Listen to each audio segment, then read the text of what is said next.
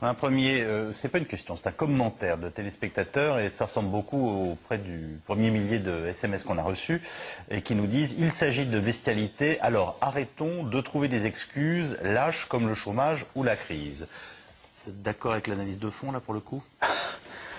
Et encore mieux et encore plus, parce que au cours des derniers mois, nous avons obtenu pour la première fois des éléments sur qui est vraiment pauvre dans ce pays. Où se trouve la vraie misère dans ce pays?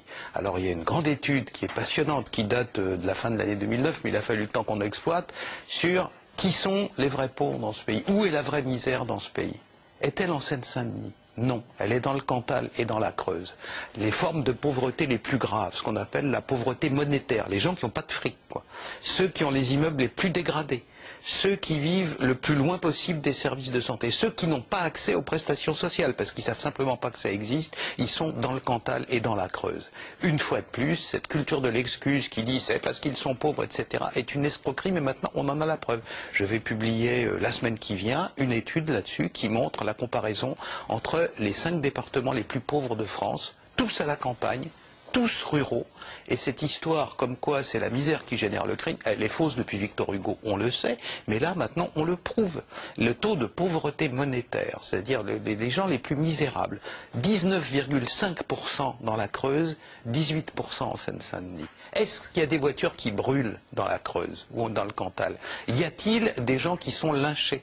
Y a-t-il des voitures qui sont volées par des carjacking et compagnie? Pas une seule. Est-ce la misère qui génère le crime ou alors d'autres explications qu'il faut trouver?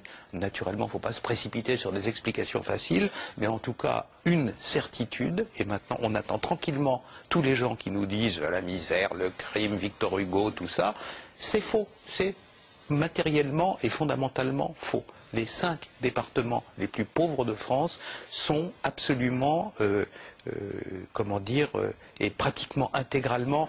Il y a des cas un peu compliqués, si vous voulez, le Nord et le Pas-de-Calais, il y a des zones qui se chevauchent, rurales, etc. Mais il y a des zones rurales. Et la Seine-Saint-Denis, c'est quand même pas simple, hein. Voilà. Non mais, la Seine-Saint-Denis, il y a pas, ce n'est pas un département rural.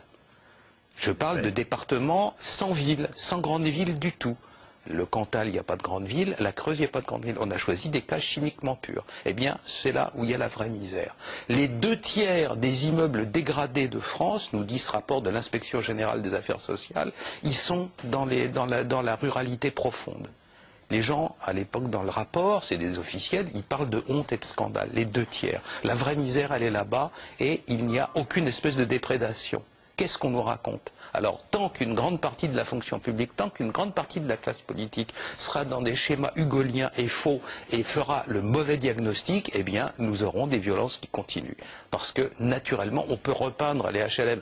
C'est naturellement sympathique que les gens... Et tout le monde sait qu'il vaut mieux être riche et bien portant que pauvre et malade. C'est pas ça le problème. On peut repeindre les immeubles tant qu'on voudra. Ça ne fera pas un acte violent de moins.